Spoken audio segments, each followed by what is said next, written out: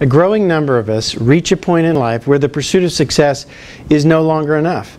The prospect of spending the rest of my life just growing my net worth and accumulating more stuff or driving the next quarter's earnings kind of loses its appeal. And we look up from our desk and we wonder, is there more to life than this? Is there something else that I might have been created to do that I just haven't discovered? Is there one reason I was placed on this planet that I might be missing? And how do I use all this experience, this platform I have, to make a deeper impact in the lives of others? Is there something that I've actually been called to do by God for this next season of my life? That's what we call halftime. It's a pause at midlife to take a look back and take stock of who you are and what you have to work with and what's gone well and maybe not so well. And then to look ahead and dream with those you love, and to reallocate your time and talent and treasure towards something that you consider to be more meaningful, to move from success to significance, to intentionally think through and build a life in the second half that has more meaning, impact, joy, and balance, and to do it with those that you love.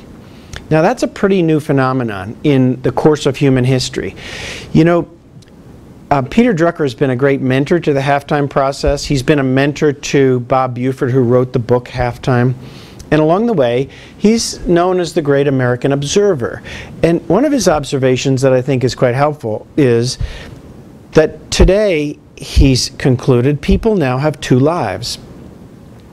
Life one and life two.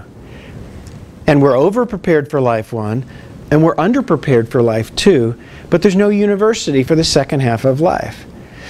So Halftime, the organization, is a university for the second half of your life. It's a place where you can come and find the process that's been proven, a peer group, the coaching that you need to gain clarity, to go beyond success, to build a second half of meaning, impact, joy, balance, but to do it wisely and to do it in a way that's sustainable and to take others along with you.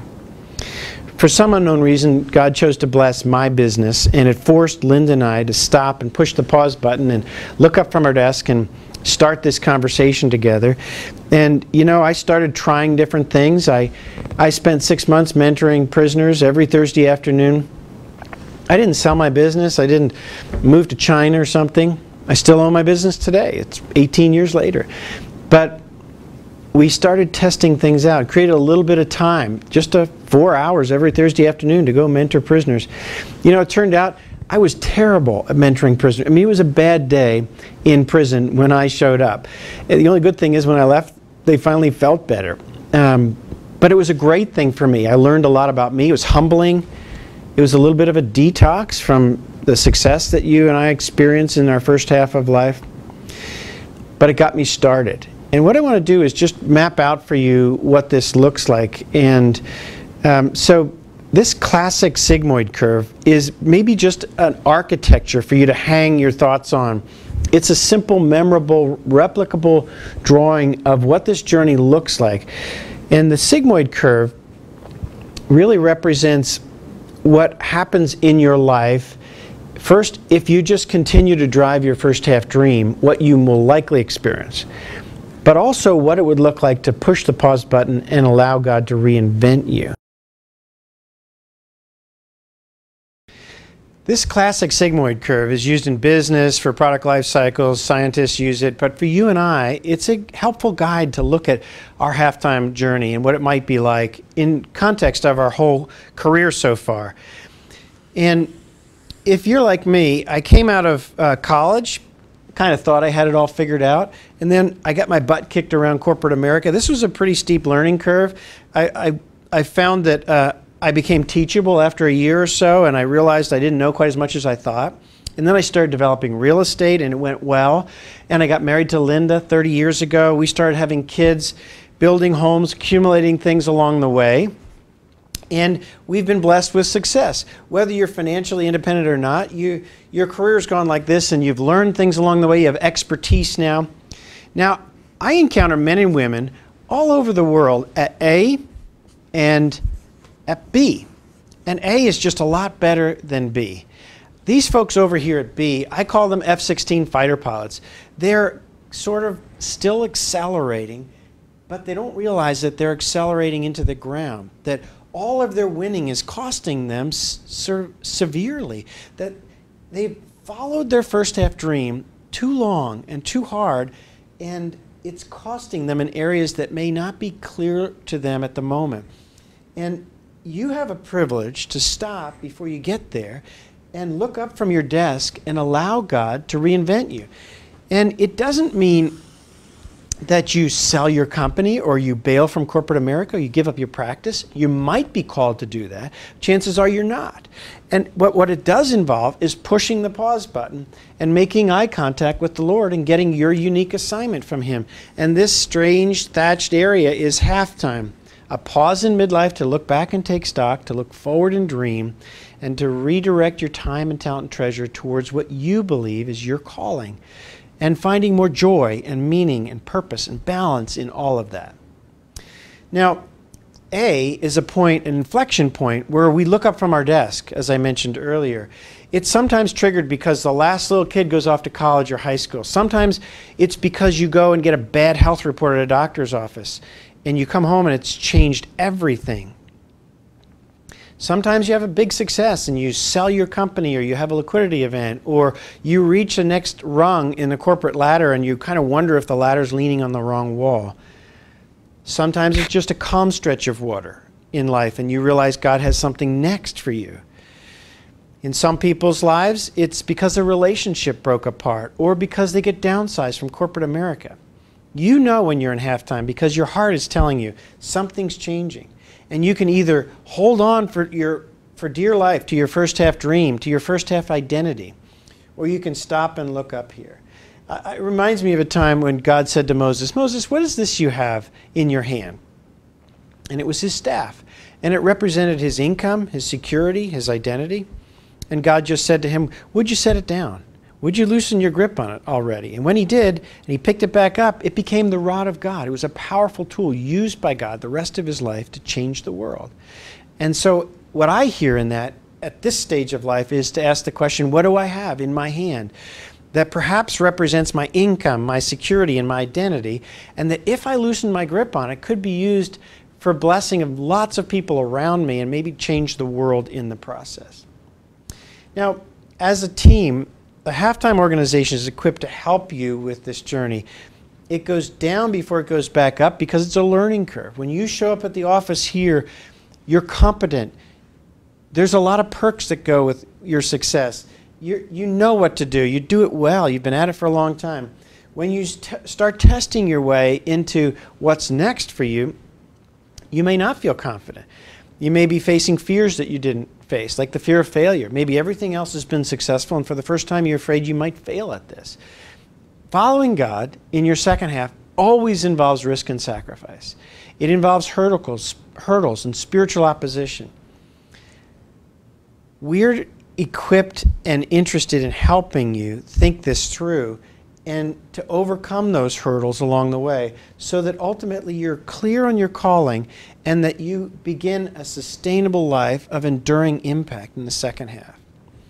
What I would encourage you to do is take just a moment and draw this out and kind of make it your own. Use it as a tool to talk about with your friends and maybe your spouse as well. And ask yourself, where am I on this journey? And what do I really want here in the second half of my life? So after about 15 years of helping people through this journey, that sigmoid curve, and maybe 10,000 hours of this conversation that we're having, what I've noticed is that while every half-timer goes through that same process, that same downward curve and then back up again, they all end up with a very unique calling. They have the same kind of issues. They take the same steps along the way in gaining clarity about their calling. At the end of the day, they end up with something that's really them, that just comes out of their heart.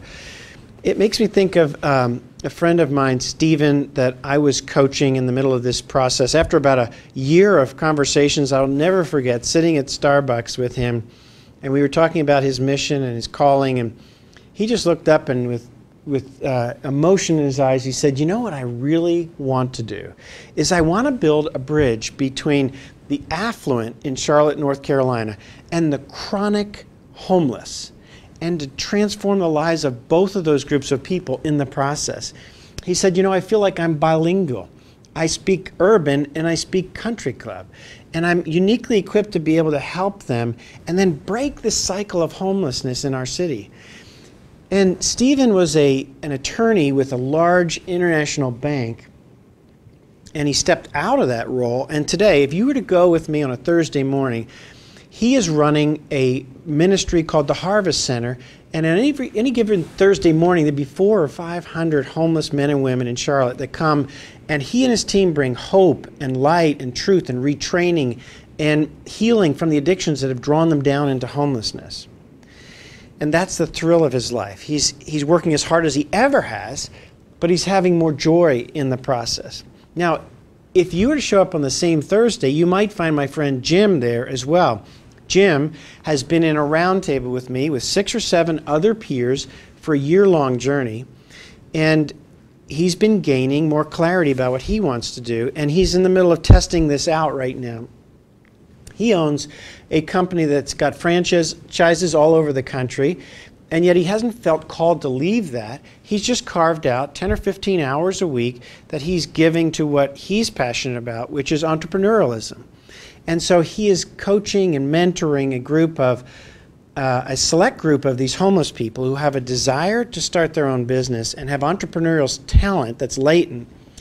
And he helps them build a business plan. He's recruited other marketplace leaders, men and women that have talented experience running businesses, to vet their plans, to critique their plans, to mentor them and help them. They even help them find microloans to launch these businesses, things like lawn care and handyman service and building small wood furniture, for example. And he's got 13 or 14 people already in the process of incubating them.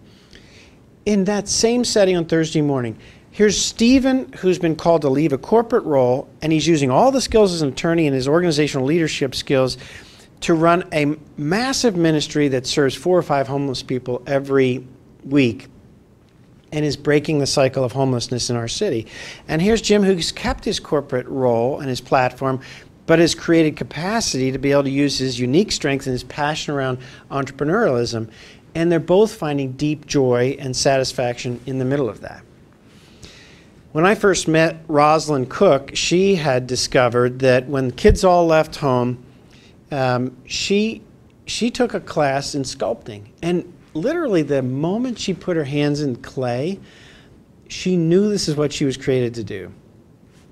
And one day she was working in her studio and practicing her sculpting. She had a friend over, and her friend noticed a little tear in the corner of her eye and said, "Rosalind, what's with the tear?" And she said, "Well, you know, I find so much joy in this sculpting, and yet it seems so selfish to me."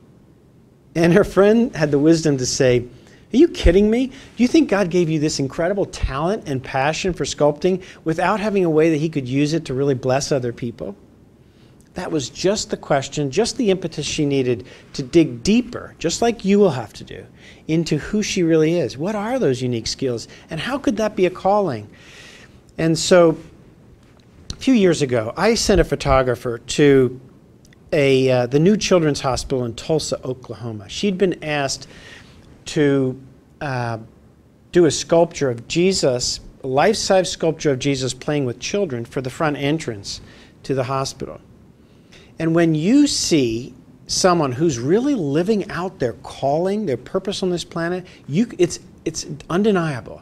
And it's the same with her. If you and I walked by this sculpture, you would see just a beautiful life-size sculpture of Jesus playing with children. The day I sent the photographer there, they unveiled it. It was the opening of the hospital. They unveiled this sculpture, but only she knew that this sculpture was entirely designed to serve a child who's living in the hospital, perhaps the last week of her life, who's looking out the 3rd floor window, and so that they can see and experience God's love right there in front of them. If you look at that sculpture, every child is looking up. Jesus is looking up. It's entirely designed for that child looking out the 3rd floor window. That's when I knew this is Rosalind's calling. And you have a calling just like that. That includes your experience, your expertise, your background, your passion, the difference you want to make in this world. It helps you declutter life. It gives you focus. And we want to help you with that. We want to help you figure that out. And so as a team, we have a global network of coaches. We have a proven process that will help you. And not only just help you get clarity, but help you actually connect with real life serving opportunities at the end of the day. And we want to get you surrounded by peers who can help you think your confusion out loud, who can see things you and I simply can't see in this process. So my encouragement to you is don't go on this journey alone. Tap into the resources you need and put your spouse's needs ahead of yours. Start the conversation at home by saying, honey, what are your biggest needs and your biggest dreams, and how can I help you live them out? Along the way, we want to help you with coaching, with a roundtable, with the Halftime Institute, exactly what you need, wherever you are in the world, to get clear about who you are, to get free from the low-value stuff that's cluttering up your life, and just get going at what God's created you to do for this next season of your life.